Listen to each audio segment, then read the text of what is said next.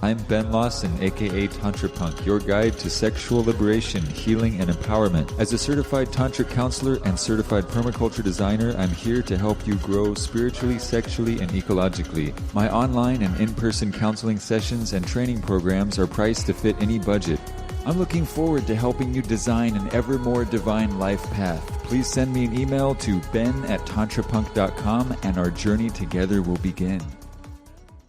Please go to patreon.com/tantrapunk to sign up and join my community there and get some exclusive benefits. Also, I now have a complete set of all of my podcasts and videos available for a free download, and I call it the Tantrapunk box set. That's available. Just go to the front of my website, tantrapunk.com, and I hope you enjoy the podcast. Hello, dear beloveds. Welcome to Tantrapunk Podcast, episode number 296. I am being joined again by Arun of Arun's Yoga, and we're having a discussion, and he's providing his perspective, and we're kind of doing a collective book review on my new all-time favorite book, which is Tantric Quest by Daniel Odier, and you'll hear all about it.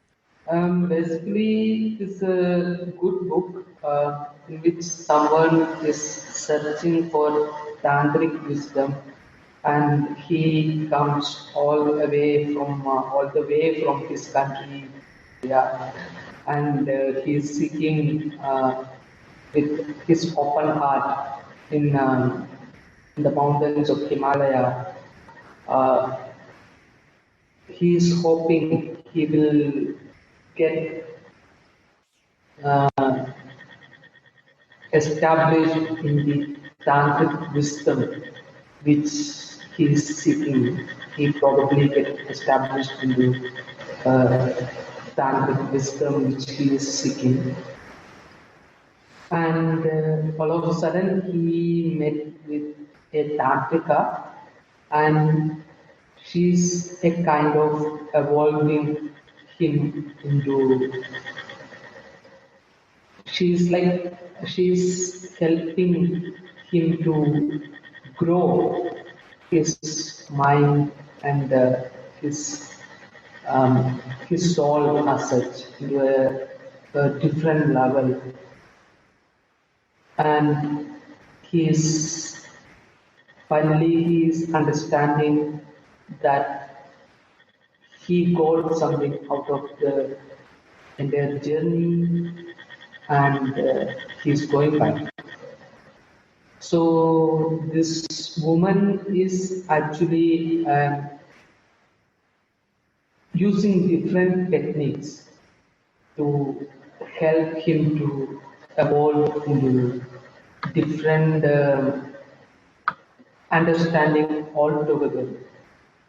Like we could see in this book, she is telling the guy the space and the time has an importance into evolution, and unconditioning him by throwing him into the streets of India with some lepers and teaching him how to have sex without ejaculation, and she is introducing him to Bhairavi Raga and teaching him about what is great yoga, and they are having some good time together. Yeah, they're having some good times. Oh yeah. Yeah, so the stuff they never told you about in yoga class. That's right. Sorry? Yeah, it's well, I guess some people say it's secret, it's forbidden, it's hidden, it's the occult, it's like but it's the fun stuff, and but yeah, I'll give some commentary later. Please continue.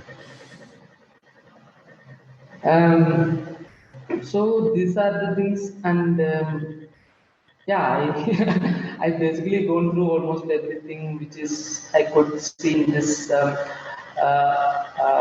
particular part, particular piece of the written story, and the tantrika is actually using palm wines and non-veg. So these two things uh, is not so common in all kind of tantric tradition.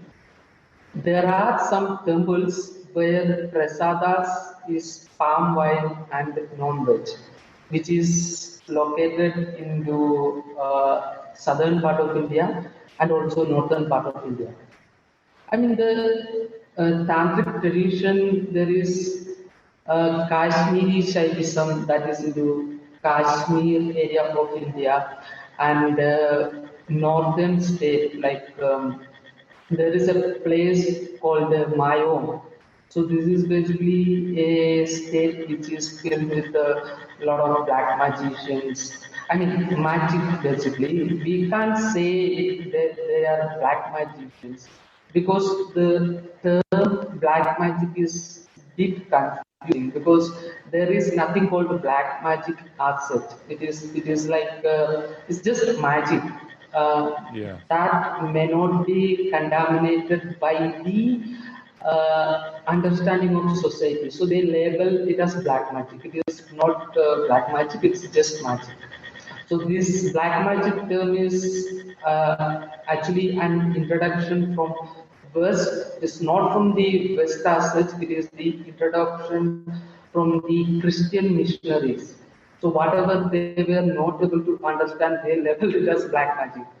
Right. So they called Aleister Crowley also as a black magician and a great satanist. But I'll say if he was in India, he could be one of the great tantric teacher Right. in all the time. So that could be happen. But the missionaries called him as a satanist and whatnot. So many things. So there is, we can see in the story, there is palm wine and non-veg is being consumed by the Tantrika. So these traditions are existing in two temples, which is in northern part of India and southern part of India. So the prasada or the whatever the offering to the deity is non-veg and the palm wine. You said And there sadhana? is it's an offering. Yeah, it's a sadhana Okay. of those deities. Like you offer, wine. I am the way, truth, and the life. Jesus said, and he said, wine is my blood, and this hostie is my flesh. Similar way, when the goddess is being established in the one temple with tantric sadhana, that deity has some rituals. So we offer something like flowers or something like that. So in these two temples, what they offer is palm wine and non-veg. And there is a temple, Kamakya temple, which is in Assam. That is one of the hot spot for the tantric rituals, Kamakya temple. In that, what happens when the goddess eliminate blood? If there is menstrual cycle is there in woman. So same similar way, the goddesses also has menstrual cycle. Ah. When she eliminates blood, it is become a very big festival, Uh-huh. and people use this blood as a prasad and they drink as well. So most of Oh. that is the reason why most of the tantrics are like to wear red colors because it is a prasad. The menses blood is a Yeah. prasad. It is actually A telling sacred. that the woman is ready for giving birth. So she is like she is giving the birth to the next generation. So she is like a goddess. So that is where people will start to worship woman. So Wow. that Okay. happens in Kamakya temple in Assam. It's a tantric temple. Wow. Well, So these things I wow. can. Sorry. Oh no, go ahead. So these things I could see in this particular story, and these are something I think the author didn't got much exploration into this because there is a limitation for in Indian soil because people won't trust and they won't believe what these people are going to do with all the wisdom because these are very powerful. This can help you to get established into eternity after a stage, and it will actually help you to become immortal. That is the all the wisdom seeking ends up. So most of the people will not be able to open up with more.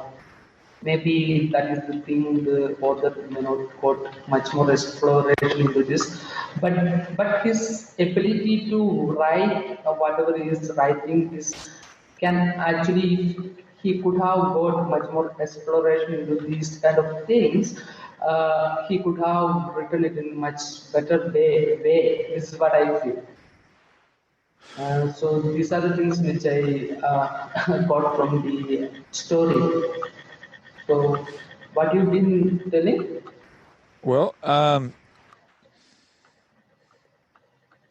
you know what? I think is it possible for you to relocate to where you're outside of any walls? Because it seems like there's just a lot of echo, and it's I hate to say that I can't. I'm having a hard time hearing some of what you're saying, so I get only a percentage of it, and I'm pretty sure I'm following along all right. But before we continue, I just want to see if you have power, or maybe you can move just like right Can beyond the you walls.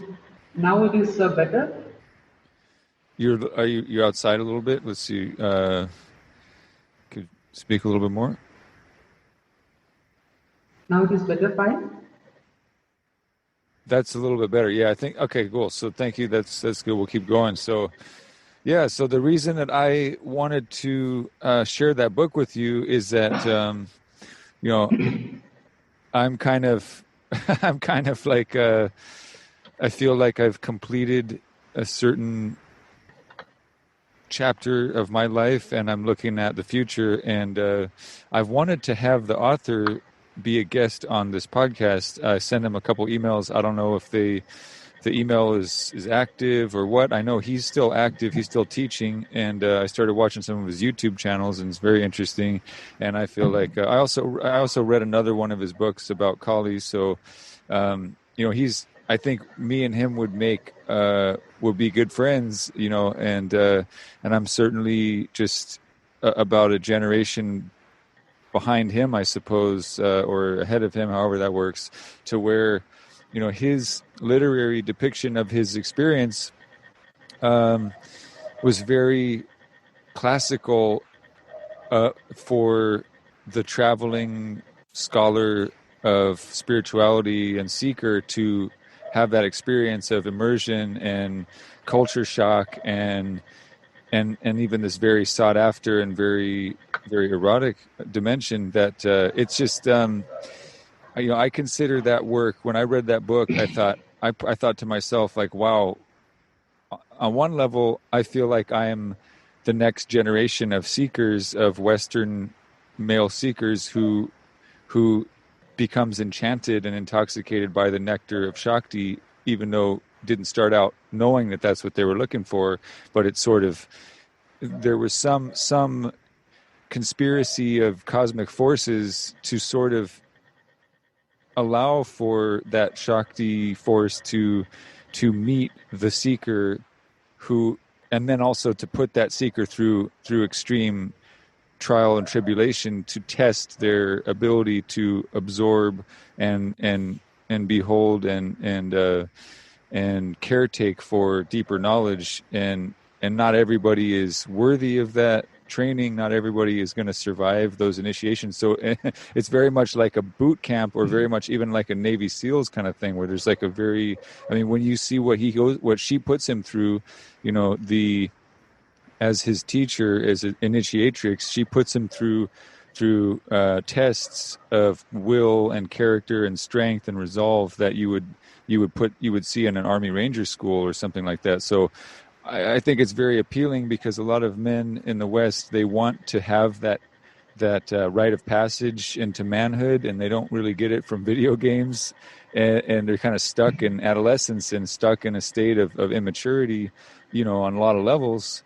And this story is like kind of like what's missing for the American experience. I mean, or the European experience without that without the dimension of goddess worship, without the dimension of immersion into wild nature and deep sort of what people would more commonly refer to as like a vision quest amongst the Native Americans, or a walkabout amongst the Aborigines, where you're forced to go out there and find yourself, with some instruction by a shaman or a guru or a teacher or an elder, but that you're also partially on your own. So you have to sort things out and really encounter your own issues. I guess the initiation of Christ in the desert is like an analogy as well. But this is really priceless material, and is very archetypal, in my opinion, for the journey of the average man, and then beyond that, the journey of the spiritual seeking man, and beyond that, the journey of the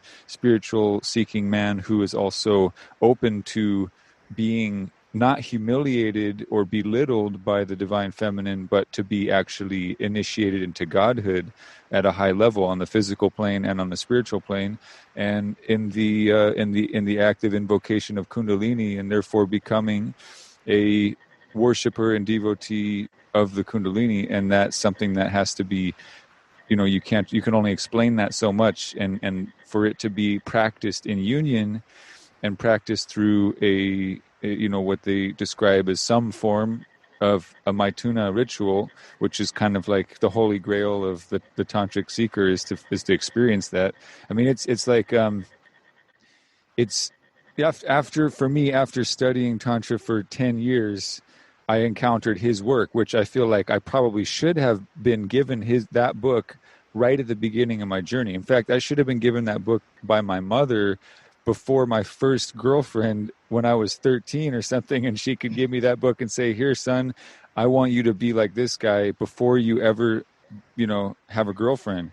So now I feel like, I wasted a lot of years being very ignorant and very lost. And then I find that book almost at 40 years old, and I went through a lot of wasted time, wasted years, and a lot of BS trying to sort out this stuff. And I basically had very similar experiences that he had, and some of them were less glorious, some of them were more glorious. I mean, everybody's path is different. But when I read that book, I said to myself, maybe my story of my tantric quest is really probably too horrific and extreme in a lot of ways to be really the story that sells tantra on a big level, the way that like Bruce Lee was able to sell kung fu and martial arts to the world through that cinema. So obviously, when I'm reading this book, Tantric Quest, I'm thinking this is an amazing screenplay, and it tells the story of the goddess and of Shakti, and it really helps a man understand his strengths and weaknesses, and it's a story of personal transformation. It's so archetypal and it's so accessible and relatable that to me it feels like it's for a what? Well, here comes like, sorry. Oh yeah, go ahead. And what it is like, there is two people. One guy, he came to one beggar. Okay, he was sitting near to one road and he was begging. So this guy has told to this beggar is like, if you meditate 10 minutes every day, you can conquer the world. This guy has said to this beggar. So the beggar has replied, if you do the meditation for 30 minutes, you will not. You understood? Say that one more time. If you do the meditation, then what now? If you do the meditation for 30 minutes every day, then you will not. You will not go for conquering the world. 13 minutes of meditation a day will helps you to achieve those effects that this development that you're No, talking about? it's just a story.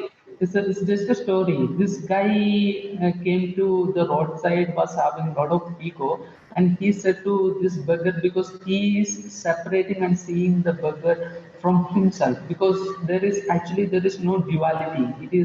It's non-dual self actually. So this guy has told to this other person, like, if you meditate for 10 minutes every day, you can conquer the world. It is right, because the meditation will give you a sharp mindset.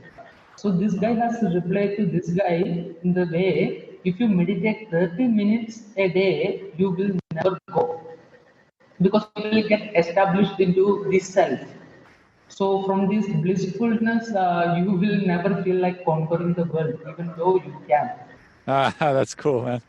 Well, that's what my cyber friend Vin Armani says about what it means to be a gentleman, and what is romantic about being a gentleman is that you should be strong and powerful, but you should have the wisdom to be also gentle, and that is the sort of, that's the attractiveness of being a gentleman, is that you have power, but you use it not to harm, but to heal, if unless it's necessary for defense. And Yeah. if you're so that's if you think about what Hollywood does, Hollywood is this machine that uses this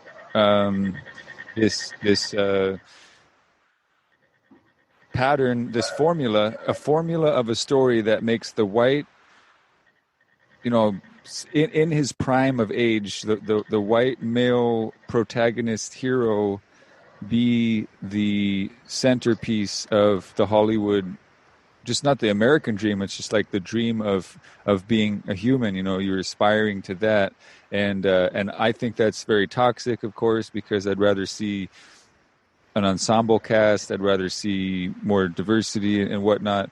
But I also look in the mirror.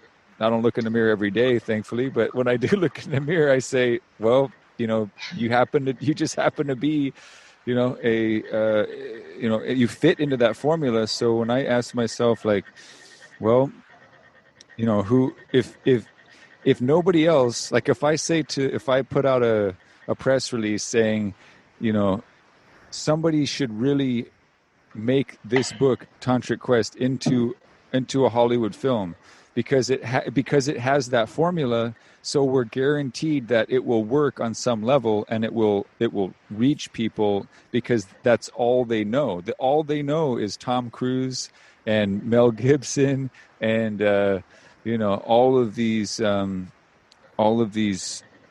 archetypes, whether they're really muscle men or they're more like the Pierce Brosnan kind of guy. You know what I mean? Like, you can be Pierce Brosnan. You don't have to be muscle bound to be a hero. I mean, you could be anywhere along the spectrum. And I think, like, as well, I know that people are obsessed with this archetype, and the fact that he wrote this book, and I read that and I go, wow, this is really something that could be made into an amazing film, and even done with on location, and with, hopefully, with him as a consultant, and him actually approving and working on the screenplay.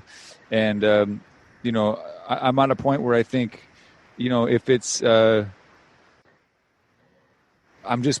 I don't know if I should pray for it to be the case, but I will say that I think that a film of that story should be made, and ideally with Daniel, the author, as the a main consultant, obviously, and someone who is going to approve it and possibly even have the final editorial control, so that he's very happy. Like, I would never want to see that story be made into a film in a way where he thought it was horrible or he didn't like it. It's like, he should just be able to be in love with every aspect of it, and that would be a reason to just shoot more scenes and take more takes and have it take longer and have it be more options. But I feel like as much as I would love to see everybody in the world fall in love with the top Bollywood movie of the year, so long as that movie told some story that was really honoring to Shakti, you know, I would be the first one to say,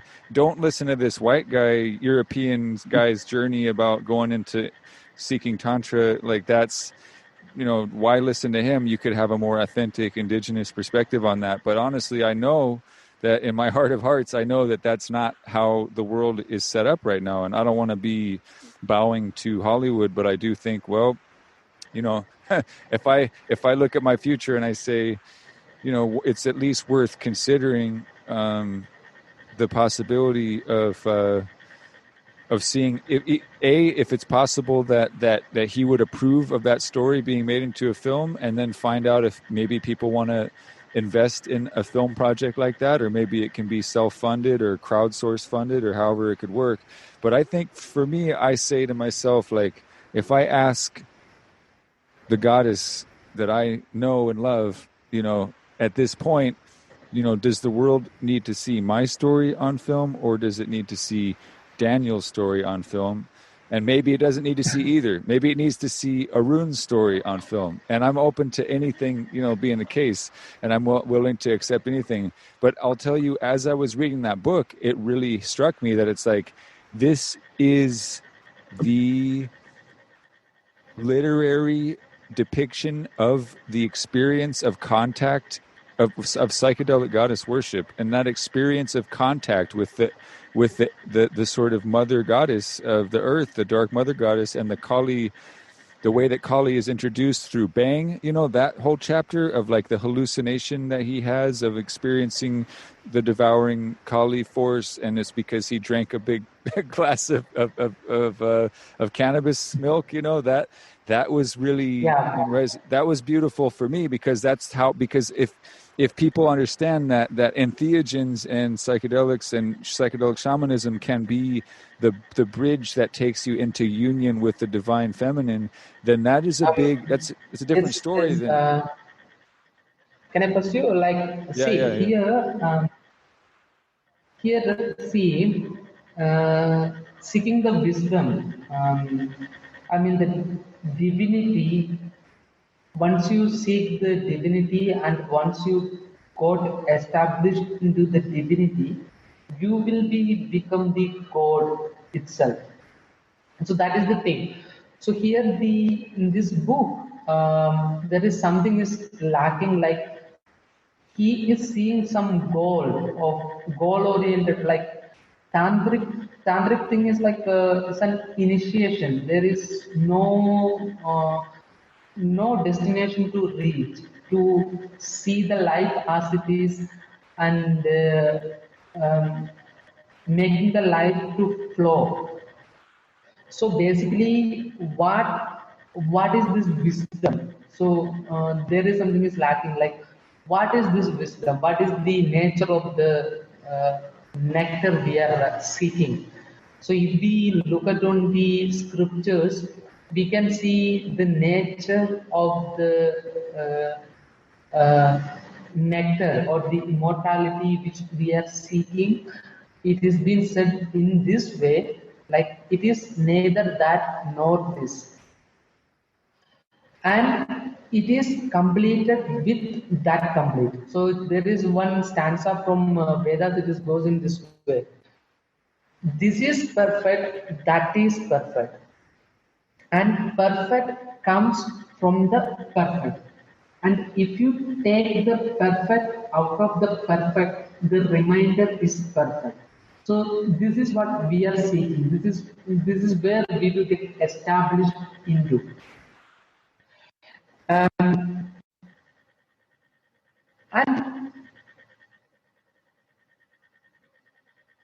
if someone knows this, he don't have to seek this, because he will already get established into this. And if someone who don't know this, he don't know what to seek. This is also a problem. So it will be like, somebody who has tasted this will never seek this, and he who never tasted this don't know what to seek. Then he will become blind. So the seeking lies in between. That is where the true seeker is actually into. So Tantra is a way to give a taste of what to seek. In that, for that, there are 36 tattvas are said. It is been that the Daniel is giving an introduction to these tattvas. So these tattvas are mind, intellect, ego, and self. This is the first four tattva. These tattvas is being said in Shaivic Tantrism also. This is where Shaivic Tantrism is like where Shiva is becoming the center, and Shakti Tantrism is like where the divine feminine is become the center. So these 36 things, there is mind, intellect, ego, and self. To understand what is mind, what is intellect, what is ego, and what is self, somebody should understand. You have to be become mind first in order to understand the mind. Then you have to be become intellect. Then you have to be become ego. Then you have to be become self.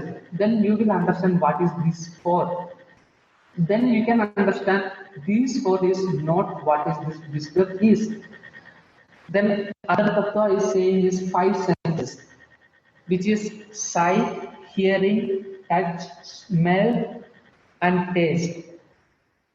So Uh-huh. basically, if you become these five indriyas, this is what we call as panchendriya. If you become the five indriya, you will get to know this wisdom is not this, none of these five senses. Like that, it is goes on. Five elements, Panchavayu, seven dhadus, Panchakosha, and five elimination methods. So basically, the agoris in Kashi and Benares, and they will actually bring their own shit, and they will actually eat that thing, because once you go through that, you will get detached from that. So he who wins all this 36 tattva only has the capability to attain the immortal. That is what which Tantra offers. So that has no senses. So sex is one of the important way which people will go through to get this thing out. So basically, he who attached to this, I mean, he who knows this, will be possess some certain qualities like healing people, and he will be able to make the dead to be alive, and sort of things like that. Like Jesus has done, we can see it in Bible. He is awakening people, and there are a lot of miracles happening all across. So basically, he who understand this thing, he who drink this immortality, he become like it's near to God. So what you are proposing is like making this as a movie, and if it is being done in a very proper way, this will be become like a very good gift for humanity. So people can see this true wisdom, and they can understand, and they can give a visual experience of what is happening, and how it can be, how much powerful this could be, and uh, what it can do. Then it will be like a very big gift for humanity, for entire generation also. This is what I feel. Wow. Well, that is it. That's really, why I wanted to have this conversation with you, because I know when I was reading it, I could imagine that anybody who was indigenous tantric, who understood everything, who could understand everything that was being spoken of, which to me, I had encountered a lot of it in different ways through different schools and teachings and workshops and retreats and whatever. But obviously, I would imagine that there would be just as there's like infinite different competing stories of even the origin of Kali all over India. So, you're always going to have people who are going to discredit or try to debate the validity of one or another path or school or whatnot. But I feel like if somebody like you could read that book and say, yeah, it's a little corny because it's another Hollywood, white male protagonist hero goes and but really he gets broken down, and the real hero is the Devi. The real hero is the Shakti, because he's very much his machismo doesn't hold up. It doesn't, and it's not, he really isn't a machismo character, but it's very humbling, and it's very beautiful in that way. And I would say, like, that's why if I shared it with you and you said, yeah, I mean, if you didn't hate it, I would say that's a green light to consider this. If you think it's actually, I mean, if you agree and you would sort of validate it as being, it's not the complete story, it's not the whole picture, it's not everything you need to know, but it's a good introduction, and it could definitely open the door for more people who never knew this was possible and never I mean, this could stop people from having lifetimes of drug and alcohol abuse or failed relationships. I mean, I think this really could. I mean, as popular as martial arts and yoga, it's like, hey, if you're going to do yoga, you should also read this book so you know what else is out there, at least a little bit. And maybe you go there and you you go into the mountains and you die like one of the yogis that she talked about, of like just seeing all these dead yogis out there in the caves. They just drag them out after they've been in there for a while and they start to stink. That could be you, and you could find non-duality and transcend your ego by just dying in a cave by yourself. But you might get lucky and you might find a beautiful Shakti like that. And, I think, to me, that really ignited the pubescent dream that I had. It's so romantic and so much better than anything in porn. It's so much better than anything on a dating app. I mean, it's so magical and mystical, and there's so much reverence. Like, if you want to teach men, like, how do you teach men to respect women? That's a big question, and there's lots of people trying to answer that question. And I think that book, a lot of people. Most of the guys, most of the people who taught a man how to respect a woman is actually men. You see the irony? The irony, yeah. So a man is teaching a man how to respect a woman. Yeah.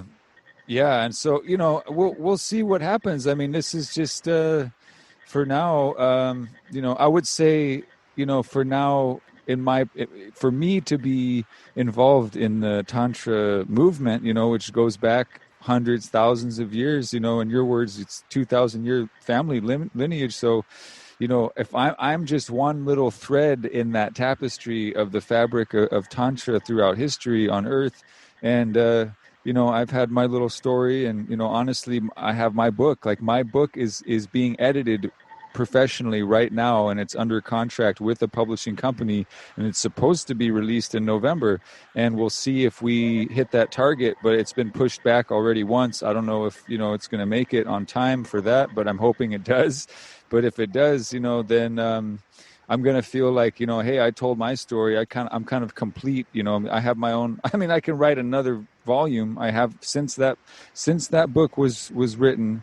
Basically, I wrote the whole manuscript. For the most part, there was a little bit added to it. A small percentage was added to it, but for the majority of that manuscript of my first book, it was done in the summer of 2014.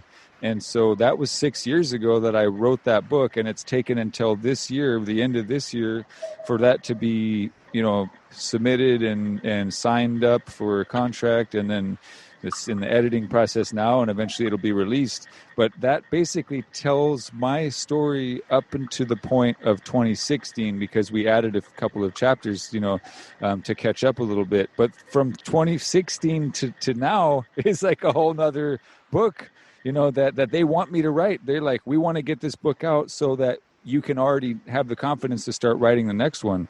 So, I have plenty of work cut out for me. But when I think about, like, what I would really have fun doing and what I really like to do and what I felt called to do when I read that book is like, hey, if somebody else wants to do it, like, hey, he's from, I mean, I'm not going to try to do his accent. Because I'm terrible with accents, but if I threaten to do it with his permission and someone else says, no, you're not the right one, we're going to find somebody else, I would just be happy to know that that project was done, and I would say, if no one else is going to do it, I might just dedicate my life to doing it, because I think that his story is way, way, way more powerful in terms of being relatable to people than my story, which is far out. It's very, very far out, and like people might enjoy it, but they aren't going to relate to it. And my story is not going to be the story that you give your 13-year-old son, before his first girlfriend. But that story is one that could. So I think about the, not to be cynical, but I could say the marketability of it. I'm not thinking about the being a best. It's well, obviously the cool thing too is that if you made a film of that book, and it was said this movie is based on the story of Daniel Odier and his book Tantric Quest, then you're also giving that book. That's why I wanted to ask you about it, because it's like if I embark on this journey of really putting all of my heart behind his story than behind my story, and I put my story, I bury my story and let people find it if they want it, but I'm not going to like shove it in people's faces because it's too extreme. But his story is perfect for every young man on earth to read, not to be forced to read, but to be invited to read. And it's really like, I think that was my feeling about it. So, if you were to say to me, yeah, you know what, I mean, there's things you would change about it. There's things you might correct about it. And who knows, maybe if you were advising on a screenplay, you would actually be able to like correct some things technically that maybe were misinterpreted by him, or that, he might be willing to be educated further about and whatnot. But like, for it to be, that's really difficult, because you could try to do a culturally sensitive movie and have it backfire on you and have people really hate it. I'm sure there are people now, like if you gave that book to an Orthodox Brahmin Hindu at a temple where they don't let women inside the temple, and you gave him that book, he probably would want to beat you with a stick, right? I mean, it's not like everybody in India is going to be happy to hear that kind of story anyway, right? Yeah, it's a kind of taboo as well. Taboo, right? Yeah. So what do you It's a think would kind of happen? taboo. Yeah, what do you think would happen if whether it's me or somebody else, but like a very well produced, doesn't have to be multi-million-dollar budget. It could be a very small, humble, independent film, but well done, an award-winning independent film done of that story, and then that makes that book have a whole new audience and more people get interested in that book. Do you think that would be good for the heart and soul of Mother India? That's the question. And this is a tricky question. It's I hard to mean, say, right? it's hard to say because India is a multicultural country. So it's like, and we are dealing with two different. I mean, the culture of your country is different, and the culture which in my country is different. Even though Kama Sutra came out from India, Tantra came out from India, even though all these things are came out from India, still sex is taboo in most of the people's mind in India. And there are women, and there is I mean, inter-country marriages are happening. White man is getting married to Indian woman, and Indian women are getting married to white. I mean, Indian men are getting married, marrying to white woman. So there are things are happening, even though the family after the marriage they will get separate. I mean, the culture won't allow them to stay together for a long time. And some of them are actually very very successful. Uh, and there are a lot of it is generally for society it is like a taboo.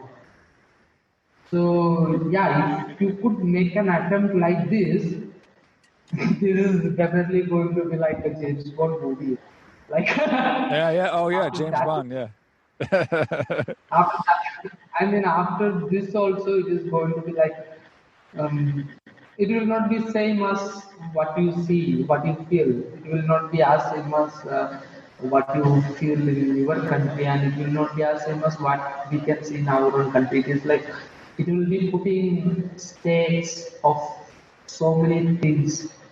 Uh, um, even though Orthodox peoples don't even accept sex which is being printed on the walls of the temple as divinity, because it has been two generations after the uh, Christian missionaries has been abused in India. It has been already 2 to 3 generations. They abused entire world. They put the sin on people's mind, and they put what is right, what is wrong, this kind of consciousness into different people. And in Muslim countries, if you see, they are seeing women as just a farmhouse where you can put your seed into, and she will give birth to. Yeah. And Wow. so many places it is like taboo as well. So if you do an attempt like this, it is definitely going to be a game changer. I mean, if some big production companies are being involved into this is going to be definitely, it is going to be a blockbuster. And I mean, so much money it will make, even though taboo will make money. Wow. Right. That's the interesting thing. So, I mean, you think about like, there's been very controversial political films made all over the world. Like, for example, The Killing Fields about the Khmer Rouge in Cambodia. There's movies about, there's political movies that show the treachery of the state. And you have to, if you're going to go and make a film, you have to go to like their version of what we call the State Department in the United States, and you have to see like, hey, am I going to get kidnapped if I try to make this film? Am I going to get killed? Am I going to get permits? What are they going to charge for the permits? So somebody in the government has to basically, approve to. But if they want the money enough, I mean, if they say, yeah, well, we're not going to endorse this, but we'll take the money and maybe we'll charge you more because we're afraid of the backlash. I mean, I know that there's people, that's all they do all day long is like deal with that kind of diplomacy, like cinema diplomacy. It's a whole sector, that Hollywood has to deal with. So, I would be very interested to see, because maybe it doesn't happen in India, maybe it happens in Sri Lanka, or maybe it happens somewhere else where they say, wow, I mean, we can make it look like that, but if they don't want to do it there, I mean, maybe it can happen in Kashmir, right? I mean, it depends on the prerogative of the people. But I think like it will be It is interesting. definitely going to be. It is, you are going to stake a lot of things in this thing. Do what?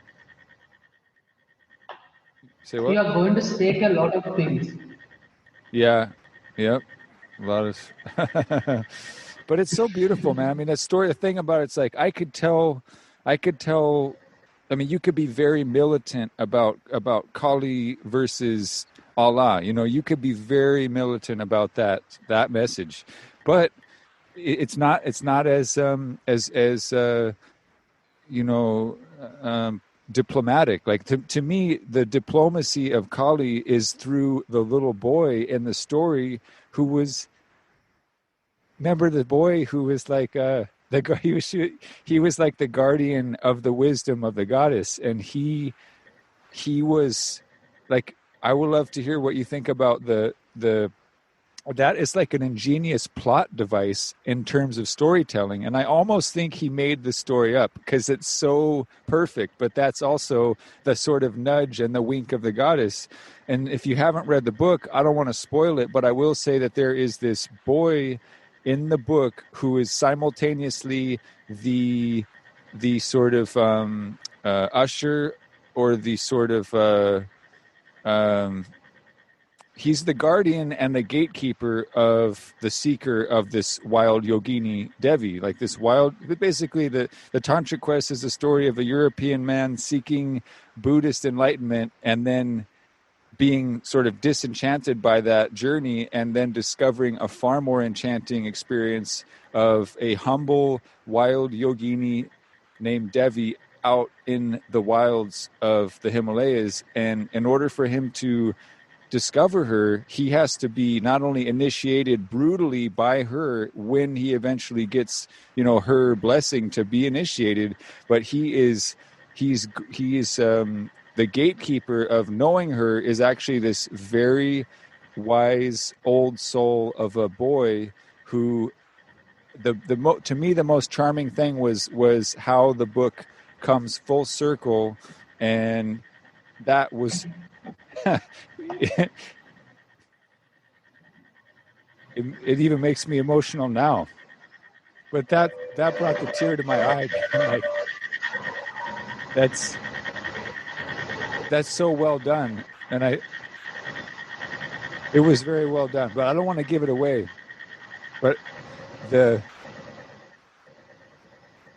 I guess you could say the what makes it so much more beautiful than just like a romantic encounter is the fact that the context for this encounter to happen was a whole theater of forces where a village was sort of set up. And I think, everybody kind of secretly knows that all the events in their life are engineered to push you towards growth and evolution. And like, it's those moments when you realize that your enemies were the ones who helped you grow the most, and you want to thank them, or you realize it was like the person who betrayed you who really, created a pivot point in your life that opened up for new things. And it's just that beautiful, like, sort of reveal moment that a lot of epic stories really, really touch on, is that like, yeah, you were deceived, but for your benefit, not for your peril. And how that deception plays out to where you feel really like validated and really exalted. That was done so well in this book by the very end. And I hope I'm being vague enough not to spoil it, but I would say that like, I feel like even I think about like, what if you gave this book to anybody who was a militant jihadi, right? What would maybe this would be the key to open their heart. I don't know of anything else, you know what I mean?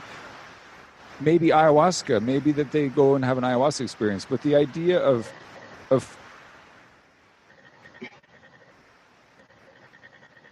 Hello? Yeah, and the idea of there being an experience that would help the coldest heart towards the divine feminine to open up, and also a lot of people join militant, religious, extremist organizations because they're bored and they don't feel like their warrior energy is being put to use. So the idea that you get this very exciting story of initiation with this yogini, and she puts you through that military boot camp experience, and she puts you on a mission to be a defender of the goddess and a builder of goddess temples. And that should exhaust you by the end of every day, so you don't want to go out and hurt anybody and go out and colonize anybody. Like, you should be so preoccupied with your love affair with nature and the goddess and building goddess temples that you're too busy and too exhausted to go out and fight wars and conquer and colonize other people and impose anything on other people.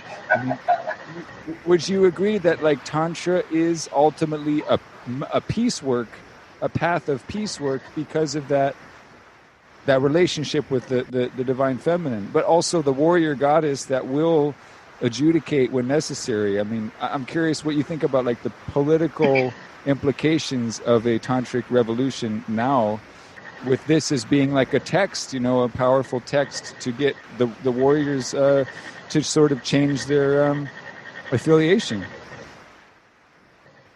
See, where now the capitalism, uh, the area which we are living is like capitalistic. Um, this is a capitalistic society where everything is being getting marketed. Like woman is getting marketed as a commodity in this present situation.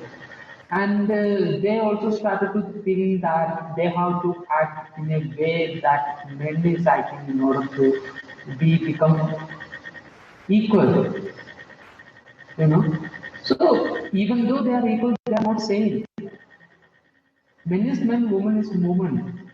And the capitalistic society want the woman to think that they can become men, so they can feel a kind of subjective fullness in their own heart because if they act like men. But the Tantra is a way where woman is seen as a woman and she is seen as a mother and worshipped as a goddess. And this may not be welcoming for much of the people where, especially in Muslim, I mean the jihadi groups and the missionaries, Christian missionaries and the jihadis, it may not be welcoming for them because for them woman is not a goddess, and this is the way how Not yet. Not they yet. they can accept the woman as a god. For them, the male only is God. Why the male only is God? What is that? What is the idea behind that? How this male only can become God? And we have to love woman in such a way. The woman also getting more pleasure out of the love.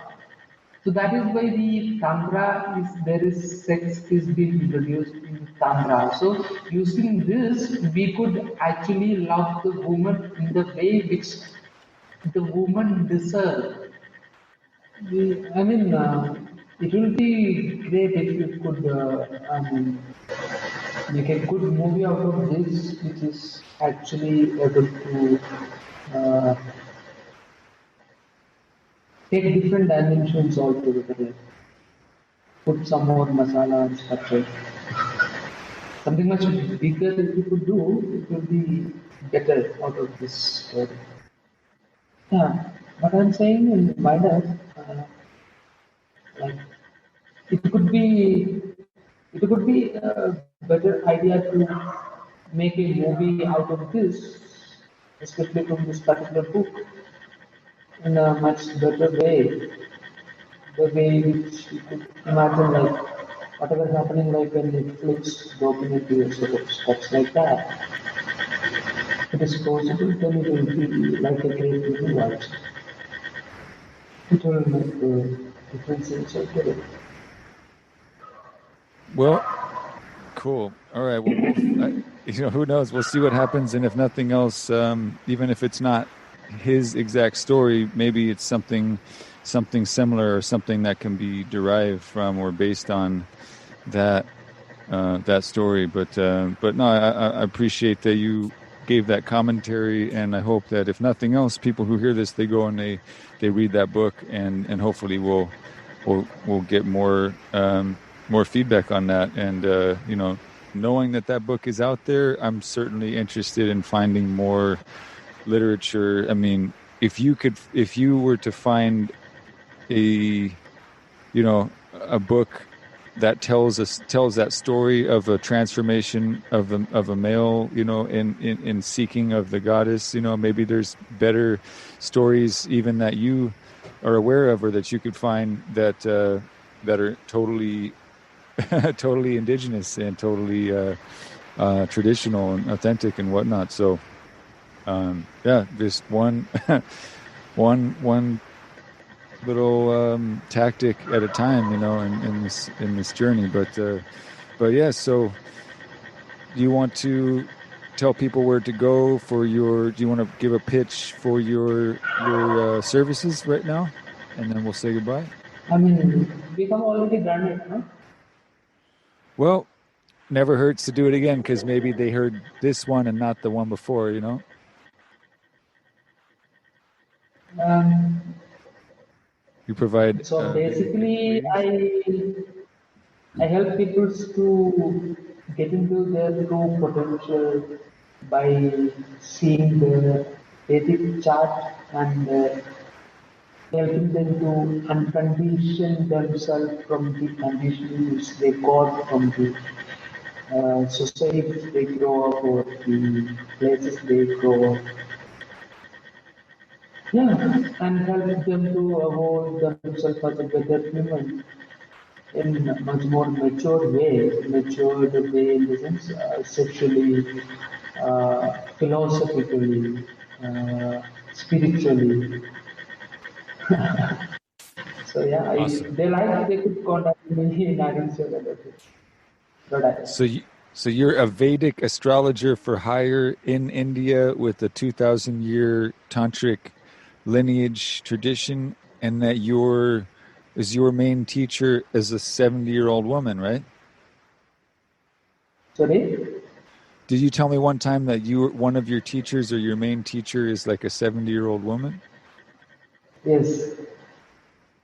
Yes, so she's the boss, honestly. I mean, see, it is like it is not like nothing to do with the Western aspect of neo-tantrism.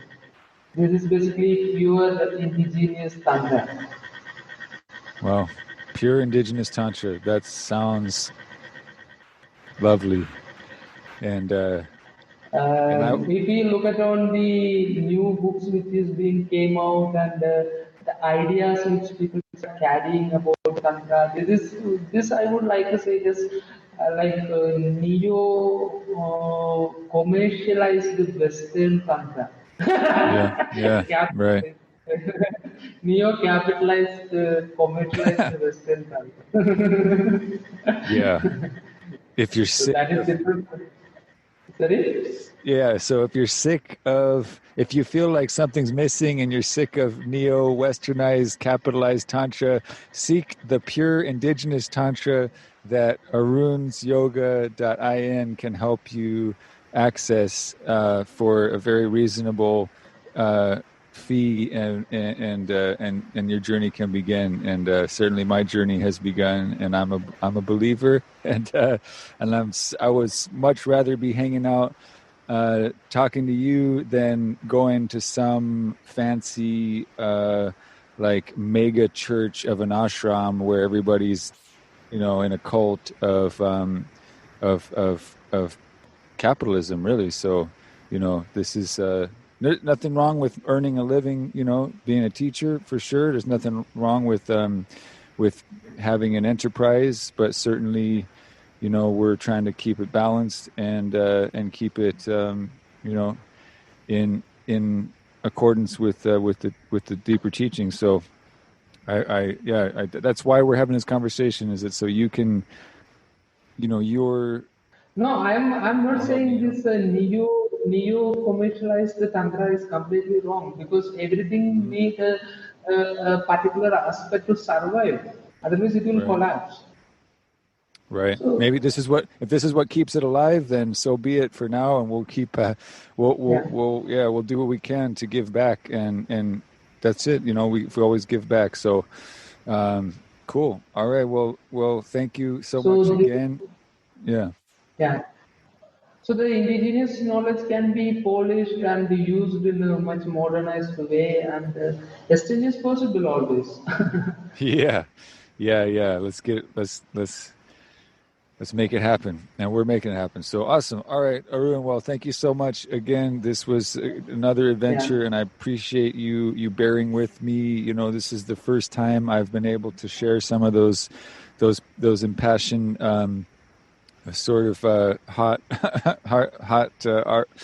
heartfelt arguments and whatnot. And so I'm glad that you were able to help me work through that, and hopefully all of that you get well rewarded for your your bearing with me on that, and good things continue to happen for us both. So I will we'll say goodbye for now and look forward to our ongoing collaborations and wish you the best of luck in all your endeavors.